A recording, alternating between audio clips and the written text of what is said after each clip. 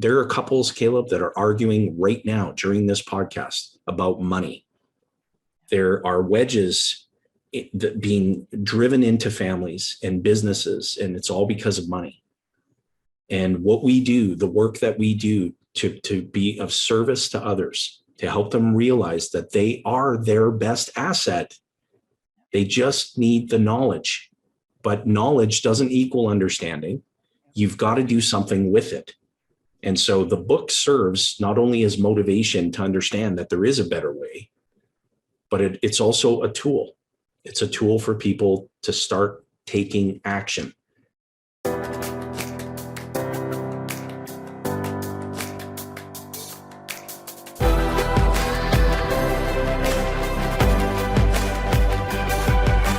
This is BetterWealth with Caleb Williams. All right, everybody, I have a very, very special guest. If you can't tell, I'm very excited. The one and only Lowe, or some of you guys know him as Jayson Lowe, or some of you guys know him as the crazy Canadian that loves life insurance, infinite banking, helping you take back control. Thank you for coming back on. And I got a really, really special gift / announcement. And I'm going to let you say hi, and then I'm going to totally spoil this whole podcast. We're going to talk about the new project we're working on. That sounds good. Thank you, Caleb. And to all your listeners worldwide, it's a pleasure to be with you again. I think last time we were on, you're like, Caleb, get your seatbelt ready, buckle up, because it's never, your life is never going to be the same. And I really do admire you so much. And I shared this when I came on your guys' show, which you guys have a phenomenal podcast as well. And I remember the first time we met, and I'm sitting, it was in Birmingham. Yeah. Nice hot Birmingham, right? Infinite banking, conference. And you get up and speak. And Jayson, you were so passionate. You were so fired up. You were so articulate. But I remember exactly what the call to action was. You had us write a letter. You remember this? Yep. You had us write a letter of gratitude to Nelson Nash, who was still alive at the time. That's right. Explaining to him the gratitude and ultimately just thanking him for the impact that he's had. And I remember that, and I've heard a lot of good talks and a lot of great speakers, but that was very much cemented in my brain. And I remember going up to you after and just thanking you, and didn't think much of it, but I was like, man, I thank you for being so passionate. I didn't even know anything about Canada, and didn't really have anyone in my world, because I wasn't even seeing anyone in the States, because I was just trying to build my business. Yeah. And Greg Helema, who helped me co-found BetterWealth, was Canadian. Yeah. But lived in the States, and so I worked with him. But he had family back home, and I remember when we were talking, we were like, okay, the laws are a little bit different. They're a little bit, it's a little bit different, but the concept's the same. Like, who do I know? And you popped in my head, and I'm so grateful that we reconnected. And from there, we got to meet in person. I've been to Canada twice now, seeing you, and we've gotten to work on some things. And I probably referred you, I don't want to over exaggerate, but over 50 people. Oh, yeah. And probably even more than that. I'm just people that got my book, The And Asset, and they're like, Caleb, I don't live in the States. Who do you recommend? And it's like, boom, boom, boom. So we started talking. We're like, okay, there's some differences. Yeah. But why don't we just be able to write a book and make it for the people in Canada and share that with them, all the ins and outs, so that you don't have to reteach them things that are different in the States. Yeah. And I'm also super grateful because you're a dear friend, and the thought that my name gets to be a part of your name on a book is a true honor. And so with that super long introduction, man, I want to give people a context of what's to come. If you are listening to this podcast, the And Asset for Canadians, a book that has been written for our Canadian brother and sisters, and also has some new content. It has your story, and it has some other things, is ready for prime time, ladies and gentlemen. And you can go to andasset.ca. That's andasset.ca. And listen, if you're in Canada, this is no brainer. You go get it. And if you're in the States, we'll have to figure out a way to get you books, because it's for those of you that are diehard fans, you should definitely have an And Asset for Canadian copy. So man, talk about a little bit of that. I don't want to steal your thunder here, but I want to give people context of like what has happened since you've come into our world and since you've come on the podcast. A lot's happened, and it's not like a one meeting went well. Like we've had a friendship that has grown ups and downs, and I'm just so grateful to be in your life. Oh, likewise. And, uh, I'll share with your listeners, the one thing that started to come up repeatedly, because you were on a bit of a speaking circuit at that time, and you were actively talking to live audiences across your country, and people were approaching you saying, hey, I'm here, but I'm from Canada. And you were gracious enough, and we are very grateful and just honored that you thought well enough of us to say, hey, there's a group up in Canada. Get together with Jayson. He'll connect you with the right person on his team to help you understand how to implement this in your country. And then you and I started connecting on a weekly basis. So every Wednesday morning, we have a chance to talk about the previous week, what's going on in our lives, what's going on in our businesses, how our teammates are doing. And we said, look, why don't we put a Canadian stamp on the book? And we took all of your amazing work, the blueprint for the house, and we just made the house align with Canadian architectural guidelines. That's really what we did. And but it was a lot of work because, you have to coordinate so many people and to get all the good work done, but we're here. Yeah. And for all of your American listeners, if you know someone, connect with someone, follow someone, network with someone who's Canadian, they just popped into your mind, ease on over to endasset.ca, get them a copy of the book, and they'll be glad you did. Yeah. And so this project is really built upon the foundation of the great work that you've done already. And it's really just an extension into another country that just happens to have some different rules, some different regulations, different anatomy of how we go about implementing the process. And it's not a huge difference, but they are subtle, they are there. And so many Canadians were asking, where do we get the Canadian version of the book?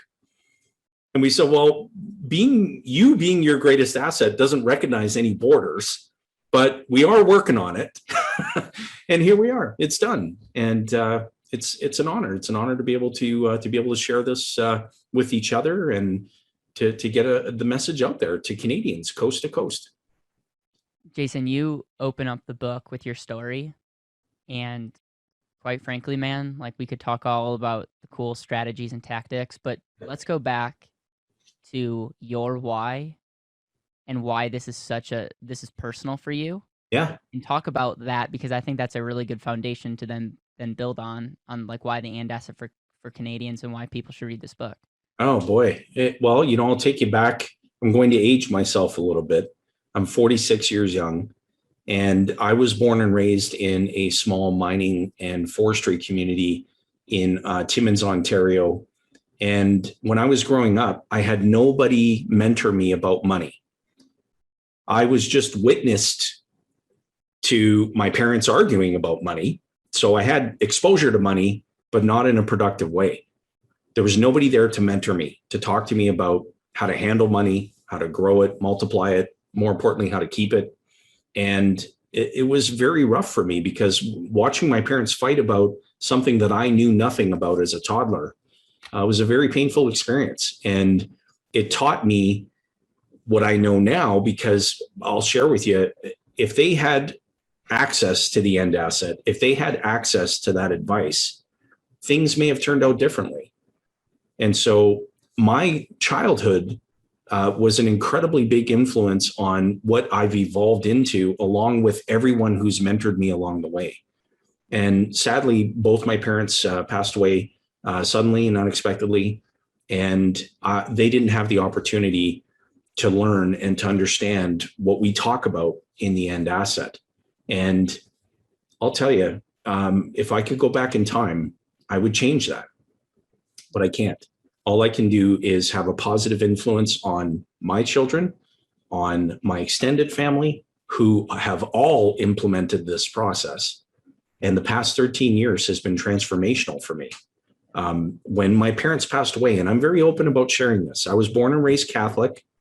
And when my parents passed away, my faith was challenged. I was angry. I used the Lord's name in vain, and I'm going to answer for that someday. But I repented, and I will share with you, my faith was tested, and I didn't understand why. Why were they taken away from me so early in life? And as I started to have children, I was extremely emotional. And my wife sat down with me one day and she said, Jayson, you need to talk to somebody. And the people who are close to me in my community, in my circle, are all believers, all of them. That's not a coincidence. That's not a coincidence. And for me, I lean into that. I rely upon that for stability, for balance, for making sure that my ego stays in check, and all of those things that just really don't matter. Everything begins and ends with family. And so I went and talked to a grief counselor. It was one of the best things that I've ever done. And so for any of your listeners, if you've experienced loss and you did what I did, and you took all that pain and that grief and you tried to shove it into a filing cabinet up in your brain and toss away the key and forget about it, I promise you it's going to eat away at you. And if you seek the counsel, if you go and get grief counseling, I promise you it'll be one of the best things that you've ever done. And I have to share with your listeners, Caleb, one of the most important exercises that my grief counselor led me through, which I'm eternally grateful for. He sat me down and he said, Jayson, I want you to write a letter to your mom and dad, and I want you to express everything that you would have said to them if you knew that it was the last time you were going to be speaking with them. So I took a few weeks to think it through, and I wrote the letters. I shared with my grief counselor. I said, I'm done. I'm all done. And he said, no, you're not. You're going to invite your family to your next grief counseling session, and you're going to read those letters. And I did that. And it was like a tsunami of emotion. And I'll never forget it. My grief counselor leaned into me and he said, how are you holding up? And I said, I just feel drained. And he said, listen, Jayson, when you feel the emotion, allow yourself to feel it. Everything that you've been bottling up is rising to the surface now. So just let yourself feel it. And it just brought back all those memories. There are couples, Caleb, that are arguing right now during this podcast about money. There are wedges being driven into families and businesses, and it's all because of money. And what we do, the work that we do to be of service to others, to help them realize that they are their best asset. They just need the knowledge, but knowledge doesn't equal understanding. You've got to do something with it.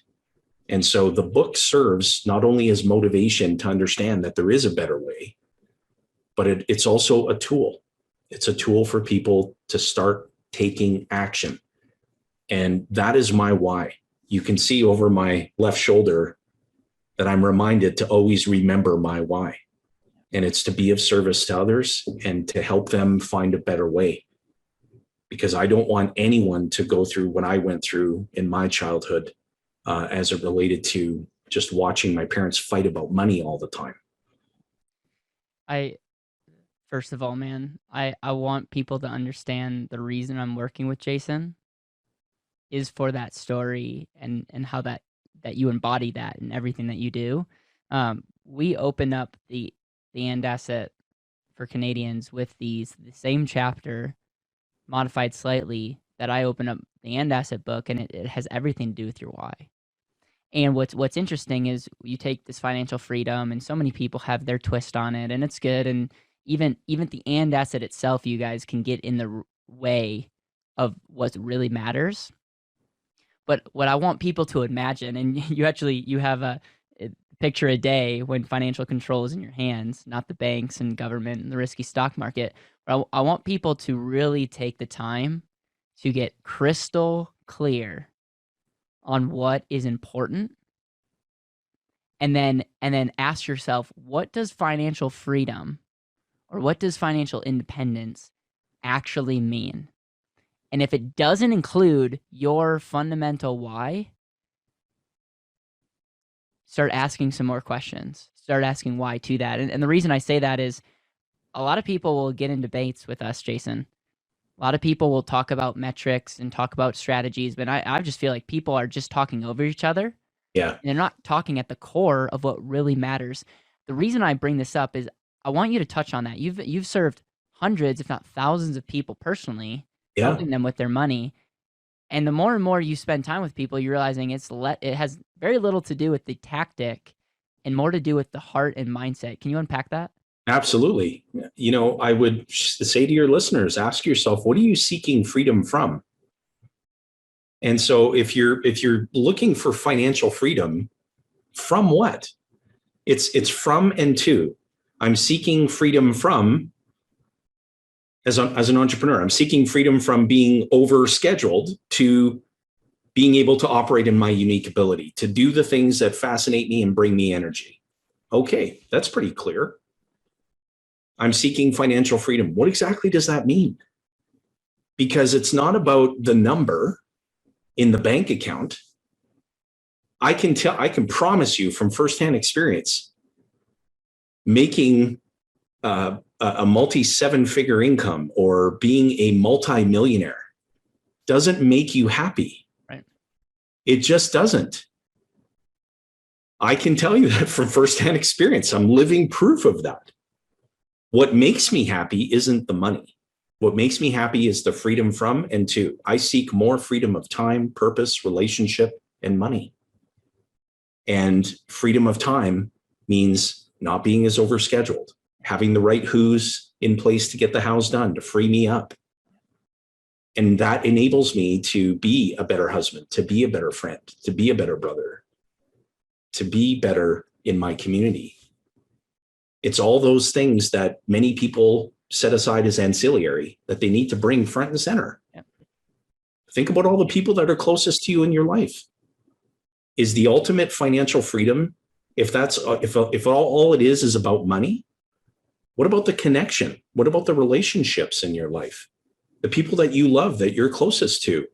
You're not going to be at their funeral someday saying, gosh, I wish I would have spent less time with this person. And wow, they just happened to die at the perfect time. It doesn't happen. It doesn't work out that way. You've got to get clear on what's truly, truly important to you. And if you genuinely provide great service and great value to other people, and you help them by actually helping them, that creates goodwill. Yep. And through that goodwill comes financial abundance. And what you do in being a good steward with that financial abundance, my hope is that it doesn't include taking pictures in front of Lamborghinis and Gulfstream jets and doing things that, frankly, if you'll allow me to say, Caleb, nobody gives a crap about.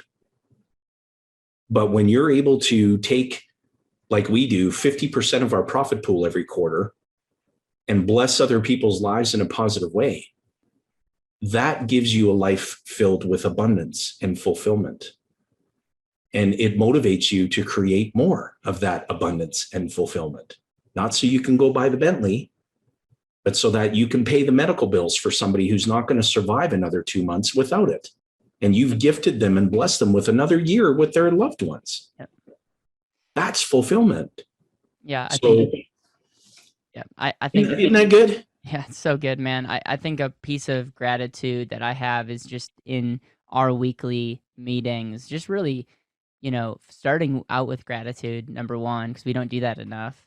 But then also just being around other people that I'll say are more experienced, i.e. are older, that encouraged me to be like, listen, lean into the things that really matter. Yeah. So, Jayson, we're going to jump into the book. Okay. And I want to ask you this. I've done hundreds of interviews. People ask me questions all the time, and I'm going to try to keep my mouth shut, which is not always easy. I want to ask you, what were some of the key concepts that you liked about the And Asset, and like why you wanted so strongly to have a Canadian version? Like, what were some epiphanies or reminders? Because there's nothing new under the sun. What were some of the reminders that you had in reading this book, and why you wanted to be able to be an ambassador and share this message in Canada? Control and uninterrupted compounding. And the ultimate simplicity in how you went about explaining that. People truly resonate with that message because control can really create fear for people. Well, I thought that I had to rely upon someone else to create the financial abundance and lifestyle that I deserve today. You have the ability to take control and to truly put yourself in the driver's seat. And so for me, that was the overwhelming message that came across loud and clear to me in the book. And I thought, my goodness, what a great way and a simple way to explain that to people. And the importance of recognizing that if there's an absence of control, then you may be penalizing yourself without even knowing it. And the difference between your listeners staying stressed or getting relaxed financially is making sure that they apply the concept outlined in this book. And so for me, that's the key thing. Control, uninterrupted compounding. Those were the two key points that resonated with me in the book. When someone says, Jayson, explain compound interest to me, uninterrupted compounding, it sounds great. Like, how do you explain compounding for someone who may or may not understand it? Oh, goodness. I think I always begin with asking if they believe in it. Do you believe in compound interest? Well, I think I do. Okay, well, if you think about most commonly, the institutions that you would believe are using it are not. The most frequent response that we get is, well, I believe in it. Okay, well, name a business that uses it. Well, banks do. They don't use compound interest. They either pay it or they charge it. This is all a function of where the money, the financial energy, as I refer to it as, courtesy of the late R. Nelson Nash, who I was blessed beyond the definition of good fortune to be mentored by for so many years.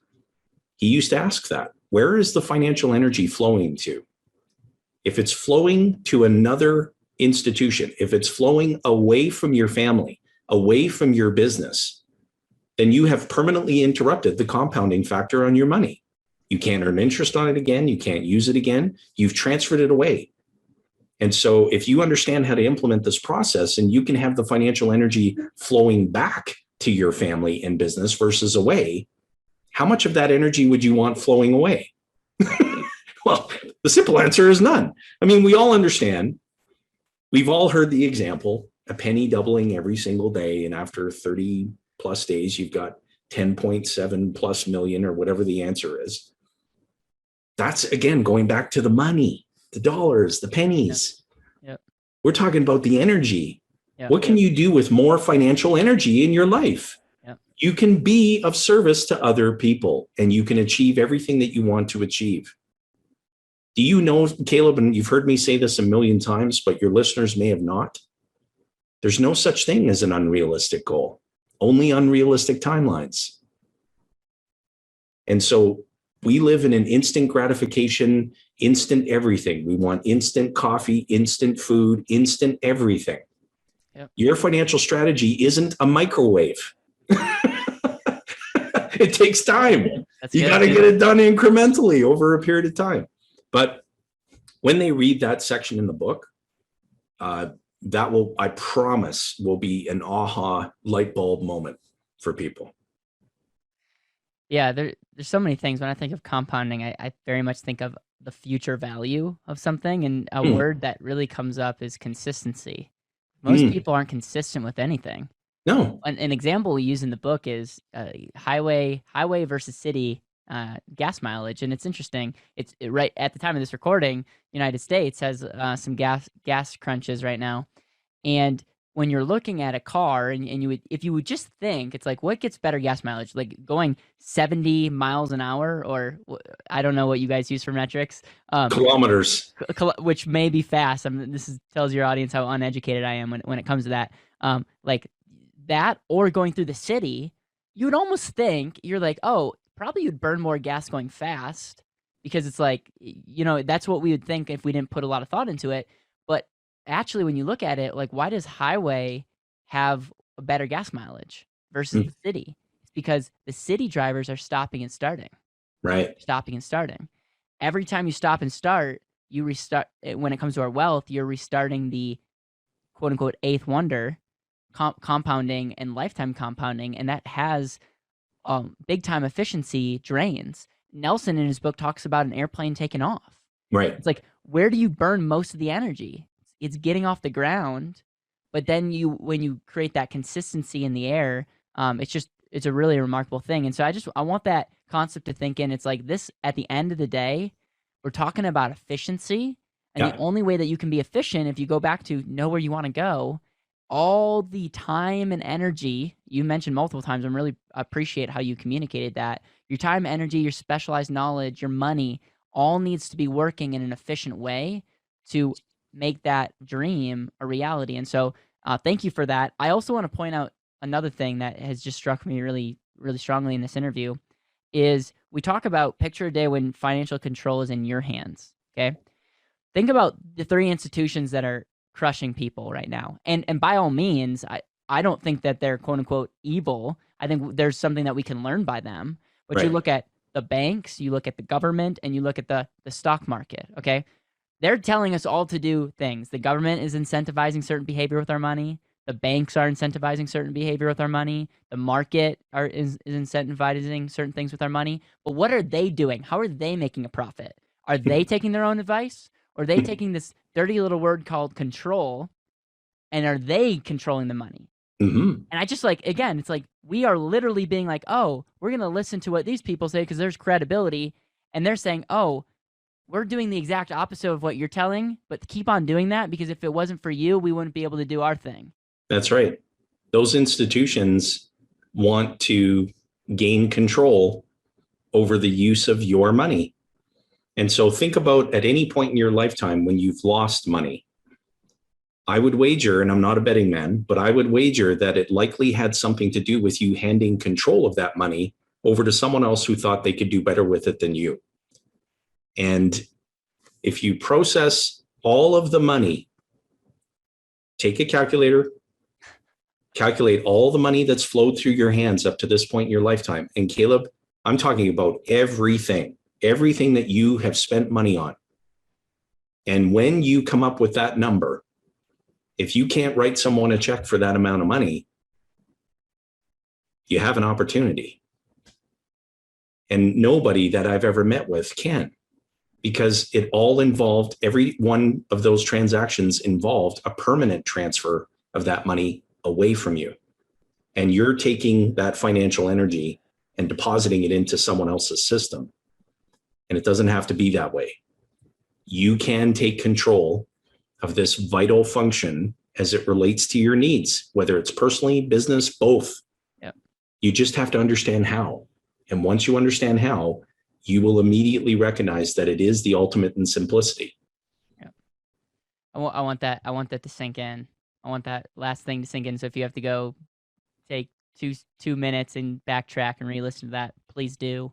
Jayson, I want to talk about a couple things, but as it relates to control, you've served hundreds of people, if not thousands, and you probably have some fun stories about how people have used control and profited. And we use in this book the example of what is the rate of return of a golf club. Now, I've never golfed with you, but I don't think you're making a lot of money playing golf and sponsorship deals. And I know I'm not. No. I enjoy being out in God's creation, but I'm not winning any prizes playing golf. And so it's like a golf club, well, it's not worth that much to me. But if your name's Phil Mickelson, that golf club allowed you to be a multi-millionaire, not just by playing golf, but he's leveraged that thing to win other sponsorship deals. And so when people say, oh, this concept of the and asset and control, it's a scam and all, like, all right, maybe you're a scam because maybe control's not that valuable to you. And maybe we need to go back to your mindset. Talk about some examples of the people that have publicly shared on your show, ways that they've taken this thing called control and changed their life. Oh boy, I have got countless examples to share. One that comes to mind, which was most recent on our client series. So on our podcast, Wealth Without Bay Street, we interview existing clients and we named it our client series, and they share their stories. They talk about their journey. And we had a guest recently, his name's Dave Klein. He's a police officer. He began practicing this process 8 years ago. And when he started this journey, he thought, this is going to take me an incredibly long time. I don't know how long, but I'm really of the belief that it's going to take a really long time for me to really be in a position of total control. Well, fast forward 7 years into his journey, They have purchased 2 vehicles that they own free and clear. Through this process, all of the financial energy came back to their system versus flowing away. They have taken care of the mortgage on their principal residence. They got rid of the snakes and dragons in their lives. They've since acquired some rental real estate, and they were able to do this because they had ready access capital to take advantage of opportunity that tracked them down. And so if you're able to build what we refer to as an aquarium, your own personal aquarium of capital, and you get to seize opportunity and be in a position of total control as it relates to that opportunity without interrupting any of the daily growth in your own aquarium of capital, how much money would you want flowing away? And so Dave grasped that. And he got very ambitious when he started to see that he was building the premise, hey, I can do this. And it started small. A vehicle, then another vehicle, then their principal residence, now rental real estate. And all that financial energy is flowing back to their family, not flowing away. And when you create, I know, Caleb, as you describe in the end asset, when you talk about the master account and, how you put that together, and what we're describing here is something where there are no exceptions. Someone has to perform the function of banking in your life as it relates to your needs. You either pay interest to someone else to access their pile of money, or you give up the opportunity permanently to earn interest on your own capital. There are no exceptions. There just are no exceptions. And so people can talk about different financial products and where you should put your money and all of this sort of financial noise that we hear out there in the world. We're not addressing that. This is a process. We're not addressing the yield of an investment. We're not addressing which financial product a person should own or not own. We're talking about how you go about financing everything in your life, which can certainly include those financial products and investments and other places to flow money. I think the question to ask yourself, the most important question to ask yourself, is who is performing the banking function in your life today? If it's someone else and you haven't read this book, the Canadian or American version, then you have an opportunity, because someone must perform this function, and it should be you. Isn't that good? It's incredible, man. And andasset.ca, andasset.ca, grab your copy of the And Asset. And yeah, there's countless examples of the power of access to capital. We were talking before hitting record about the importance of the golden rule. Yeah. Nelson articulates this so well. The golden rule is those who have the gold make the rules. And it's just another example of like, oh, I just read the other day that Warren Buffett is sitting on 145 billion, Jayson, billion with a B, yeah, of cash. And it's like, okay, why? So it's like, there might be an opportunity for him in the next couple of years to pounce, right? Yeah. And what we're able to do is we're able to have the access to capital and have the luxury of our dollars working for us the rest of our life. And I think for me, everything changed when I realized that we're asking the wrong questions. Right. We're having conversations, and when I could help people take a step back and say, listen, you don't have to choose anymore, then people are like, oh, I get it. And that has been a game changer in our practice and our business. It's just been fun to see that, and it's been fun to see other people take the message and help people take back control. And if I could do a fraction of what the people that came before me did, I'm making the world better off, and I'm just super grateful for the opportunity to even be on here with you sharing this message. So, Jayson, I know our time is coming up. Time flies. What else do you want to communicate in this book, in your business, and what you're up to in the world? Because you've seen a lot. You've seen a lot of people struggle, but you've also seen a lot of people just create massive financial success and are winning.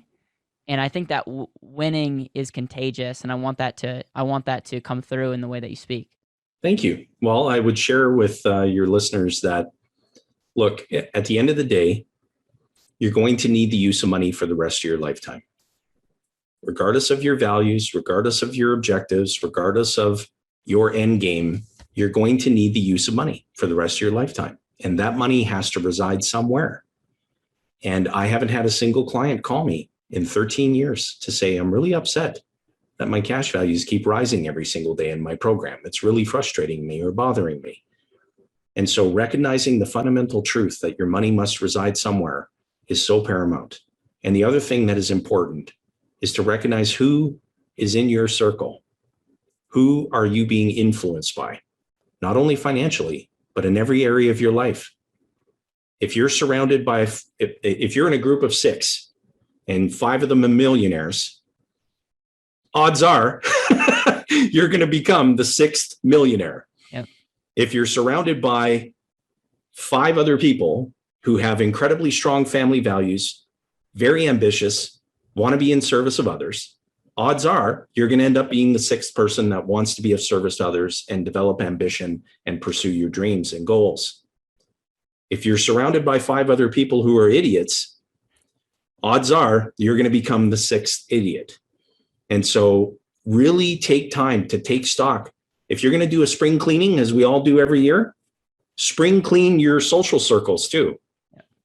And whatever it is that you want to achieve, find someone who's already doing it. Yeah. And this is not cliche. It's not a platitude. This is the absolute truth.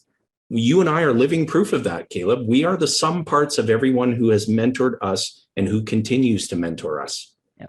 So find the people who are achieving what you want to set out to achieve. Yeah. And be of service to them and be coachable. Yeah. And so recognize that nothing is impossible. It really isn't. And regardless of what stage you're at in life, regardless of your age, regardless of what's going on in your world, there is a better way. The End Asset. So ease on over to theendasset.ca. Again, that's endasset.ca. Get your hands on a copy of the book. Our hope is that you receive inspiration to learn something new. Yep. Here's the key, Caleb. I'll leave you with this. There's no such thing as having arrived in knowledge. If any listener believes that they have arrived in knowledge, meaning they've learned everything there is to know and they cannot be taught anything new, it's all downhill from here. If you want it to be all uphill and abundant and prosperous from here, receive that inspiration. Get your hands on the book. Reach out, connect with the right person on Caleb's team, the right person on my team, and you'll be surrounded by people who are going to be an inspiration to you. You don't have to be a lone ranger financially in your life. So regardless of where you are, get off of your butt and make the change. There's a better way. Yep. The End Asset. I love it, man. Isn't that good? It's amazing. The way that I end all my podcasts, since this is part 2, this is the 2nd episode, so we're going to have to compare your answers to see if anything changed. So no pressure. But it's if this was your last day on earth, and I know you're incredibly close with your family and you love them dearly, this was your last day on earth and you couldn't pass on any book, couldn't pass on anything other than this conversation, what would you make sure to speak to the ones that you love the most in that last conversation? I would share, don't ever be convicted guilty of giving up on yourself, regardless of the odds. In my own family, I would say, when you fall down, pick yourself back up and keep making progress, continue moving forward, and spend every minute that you can with the people that you love, because they can be taken from you in an instant. Yeah. And you'll never look back and reflect and say, wow, I wish I would have spent less time. Yeah. That is what I would impart. Yeah. Be respectful, be kind, and be responsible. Any behavior that you demonstrate any day, any time of day, can be directly attributed back to those 3 things, whether it's in a positive way or a not so positive way. Be respectful, be kind, be responsible. I love it, man. I think a lot of things get super clear when we think about our life, knowing that we have one of them and thinking about it till beginning to end. I think things start to come to the top that are really important. I think it's not only biblical, but I think there's some of the wisest people that we've learned from have been a walking example of legacy is more than just memories of you, but it's ultimately your legacy lives on in other people that you've inspired and had. And so thank you for being that for me. Thank you for being such an incredible leader. Thank you for having a business that are changing and giving back control to our brothers and sisters in Canada. And man, I can't wait for the borders to be wide open so that we can not only be on stage together, but I can give you a big old hug. It's been too long, and again, I'm excited for what's to come. And one last plea: go over to andasset.ca, get your copy of the And Asset, and someday Jayson and I will sign it for you, and it's gonna be worth something. I'm not gonna overhype it and say it's gonna be worth a ton of money, but it's gonna be hopefully worth more than what you paid for it. How's that? Well, no, Caleb, thank you. Thanks to your listeners. It's great to be with you. And virtual hugs just aren't the same. So much like you, I can't wait. And we'll be sharing stages together and sharing this great message with folks in North America. And so thank you again for having me. I'm incredibly grateful, very humbled, and look forward to an episode in the future. I'm always happy to be a part of your show and hopefully bring value to your listeners.